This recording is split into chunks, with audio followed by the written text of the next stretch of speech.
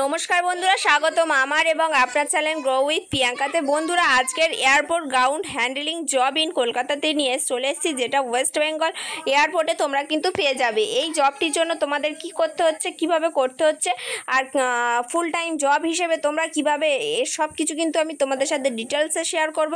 তাই ভিডিওটি স্কিপ না করে পুরোটা দেখতে থাকো। বন্ধুরা, এখানে ground staff R responsible for passenger service duties which include the meaning of check counters for departing passenger as well as arrival and departure guest। তো বন্ধুরা, এখানে যেসব প্যাসেঞ্জার যাওয়া আসা করবে তাদেরকে কিন্তু তোমাদেরকে সার্ভিস দিতে হচ্ছে। কি সার্ভিস দিতে হবে, কিভাবে কি করতে হবে, সব কিছু তোমাদের সাথে ডিটেলসে শেয়ার করব। তাই ভিডিওটি স্কিপ না করে পুরোটা দেখতে থাকো। এবং চ্যানেলে যারা প্রথমবার ভিজিট করছো তাদেরকে আবার বলছি, সাবস্ক্রাইব করে পাশে থাকা অল বাটনটিকে ক্লিক করে রাখো। যে কোনো সরকারি বেসরকারি বাড়িতে বসে প্যাকিংয়ের কাজ, এছাড়াও পার্ট টাইম জবের জন্য কিন্তু এখানে তোমরা ভিডিও পেয়ে যাবে। আর যারা যারা বন্ধু বান্ধব জব সিকার, জব খুঁজে, তাদের সাথে কিন্তু শেয়ার করতে ভুলবে না। তো বন্ধুরা, গ্রাউন্ড স্টাফ হিসেবে এই যে জবটা, তোমরা কিন্তু সরাসরি এখানে অ্যাপ্লাই করতে পারবে। কিভাবে অ্যাপ্লাই করবে, আমার ডেসক্রিপশানে লিঙ্ক দেওয়া আছে, সেখান থেকে তোমরা অ্যাপ্লাই করতে পারবে। এয়ারপোর্টে গ্রাউন্ড স্টাফের জব সম্পর্কে তোমরা অনেকেই ধারণা আছে, যাদের যাদের ধারণা নেই তাদেরকে আমি বলছি, এয়ার হোস্টেসের যে জবটা আছে সেটা কিন্তু আলাদা, আর গ্রাউন্ড স্টাফের যেটা পার্টটা কিন্তু পুরোপুরি আলাদা। গ্রাউন্ড স্টাফদের তোমাদেরকে এখানে কি করতে হয়, প্যাসেঞ্জারদের দেখভাল করতে হয়।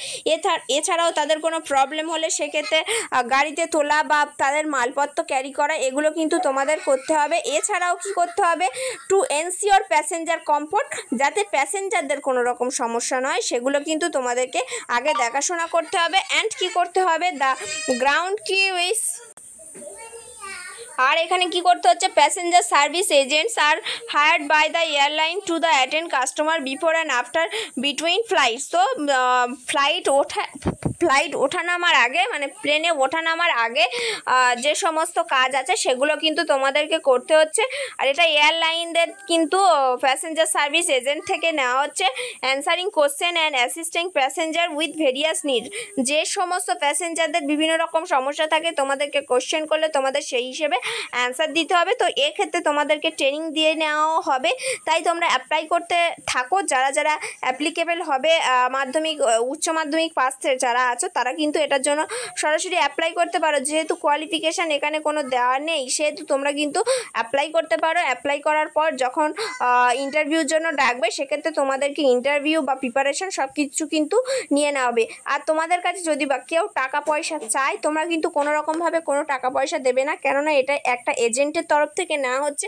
তাই এজেন্ট হয়তো কিছু টাকা পয়সা তোমাদের কাছে দাবি দাবা করতে পারে, কিন্তু না, তোমরা কোনো রকম টাকা পয়সা দেবে না।